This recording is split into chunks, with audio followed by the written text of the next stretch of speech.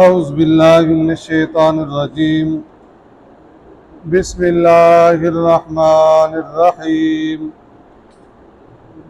والذین کسبوا السیئات جزاء سیئۃ بمثلها وترهقهم ذلة ما لهم من اللہ من عاصم كأنما أغشيت وجوههم قطعا من الليل مظلما اولئک اصحاب النار هم فیہا خالدون۔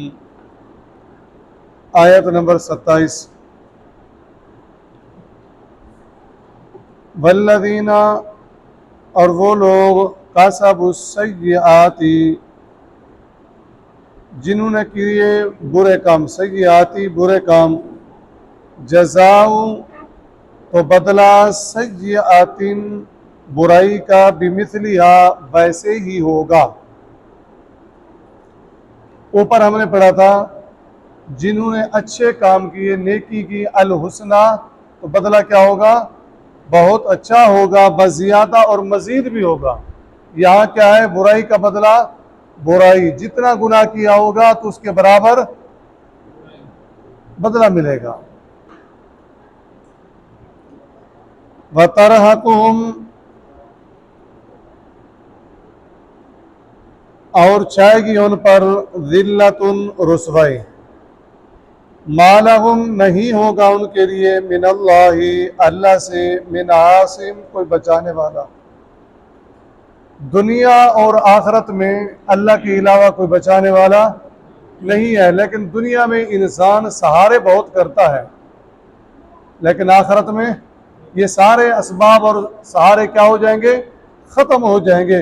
اللہ کی پکڑ سے کوئی نہیں بچا سکے گا۔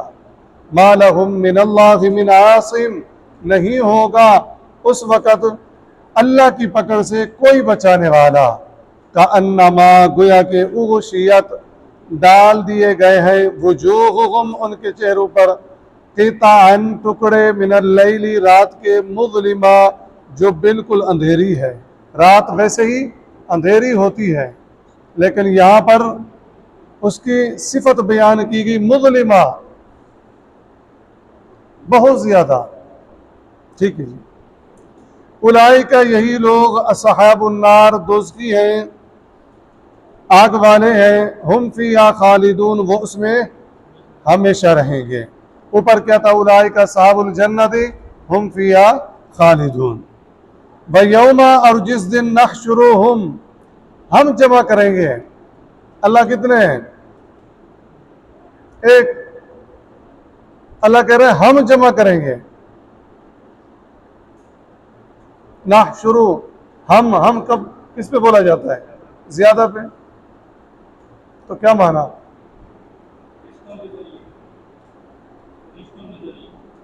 اس میں اللہ تبارک و تعالیٰ کی عظمت ہے۔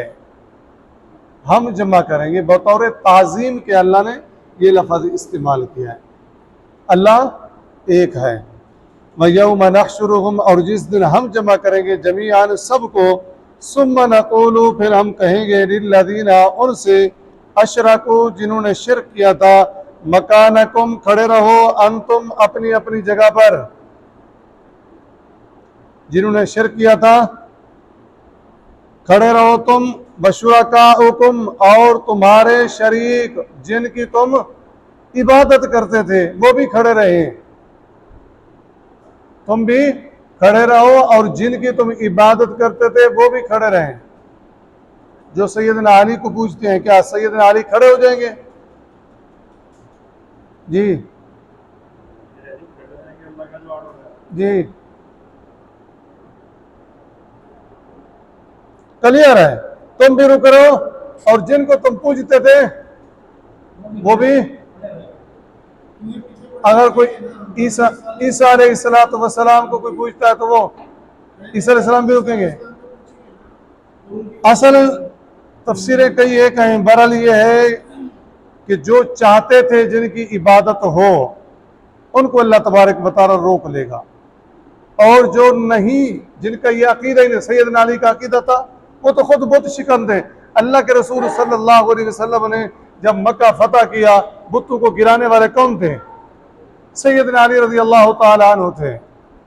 اللہ کے رسول صلی اللہ علیہ وسلم نے فرمایا اے علی میں تیرے کندھوں پر سوار ہو کر بتوں کو گرا دوں لیکن تیرے کندھے میری نبوت کا بوجھ برداشت نہیں کر سکیں گے. اے علی اس لیے تو میرے کندھے پر سوار ہو کر ان بتوں کو گرا دے. قل جاء الحق وزهق الباطل ان الباطل کان زہوقا.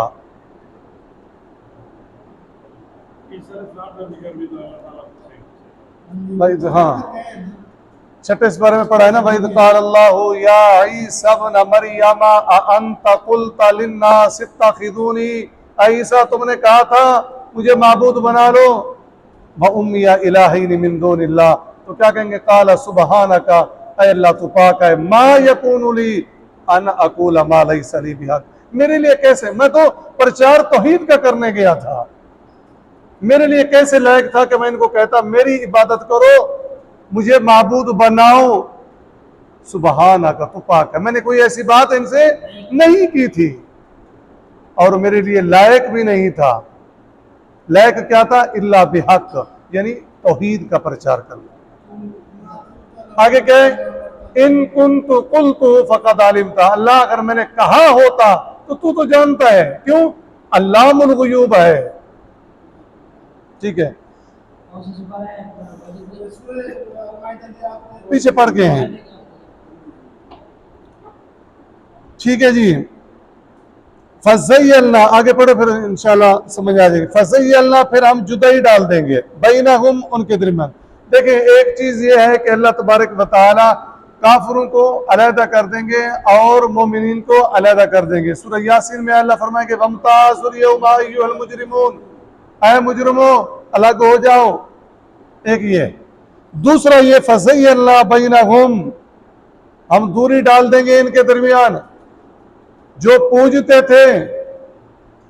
ٹھیک ہے جن کی عبادت کرتے تھے جو عبادت کرتے تھے وہ کہیں گے ان کو ہم تو تمہیں پوجتے تھے ہم تو تمہیں مانتے تھے ہم اپنی مشکلات تمہارے سامنے رکھتے تھے. فَزَيَّلْنَا بَيْنَهُمْ اللہ تبارک و تعالیٰ یہ پوجنے والے اور جن کو پوجا جا رہا ہے ان کو الگ کر دیں گے اور جو پوج رہے ہوں گے وہ کہیں گے ان کو ہم تو تمہیں پوجتے تھے مشکلات تمہارے سامنے رکھتے تھے ہم اپنی منتیں حاجتیں تمہارے سامنے رکھتے تھے.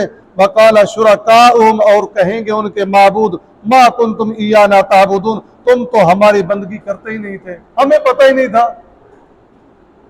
کیوں حقیقت واضح کرنے کے لیے کہ جو تمہارا عقیدہ تھا ان کے متعلق وہ کیا تھا سارا غلط تھا. مَا كُنْتُمْ إِيَّانَا تَعْبُدُونَ ہم تمہاری عبادت سے کیا تھے غافل. ہمیں کیا پتا کہ تم دنیا میں ہمیں پوجتے تھے یا نہیں پوجتے ان کو پتا ہے نہیں ہے بات سمجھ لو. دوسرا سپارہ اٹھائیں تیسرا رکوع وہاں کلیئر کٹ ہے. اللہ تبارک و تعالیٰ نے تینوں آیتوں میں فرما دیا وہ برات کا اعلان کریں گے وہ برات کا اعلان کریں گے ہمیں کوئی پتہ نہیں تھا تم کیا کرتے تھے. اس کو مزید اگر کوئی ساتھی دیکھنا چاہے تو اس کو دیکھ لے. ٹھیک ہے جی فَكَفَى بِاللَّهِ پس کافی ہے اللہ تبارک و تعالی شہیدن گواہ بیننا ہمارے درمیان وبینکم اور تمہارے درمیان. ان کننا عن عبادتکم لغافلین ہم تو تمہاری بندگی سے بالکل بے خبر تھے.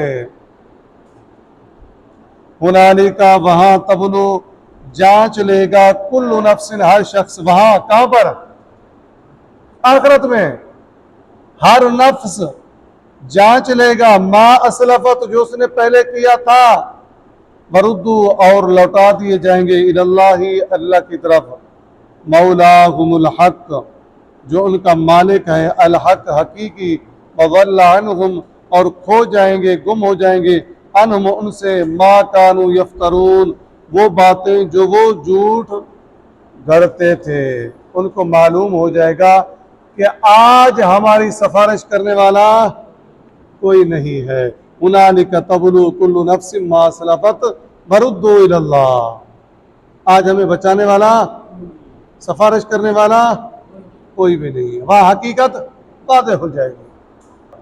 سبحانک اللہم و بحمدک نشهد ان لا اله الا انت نستغفرك ونتوب الیک.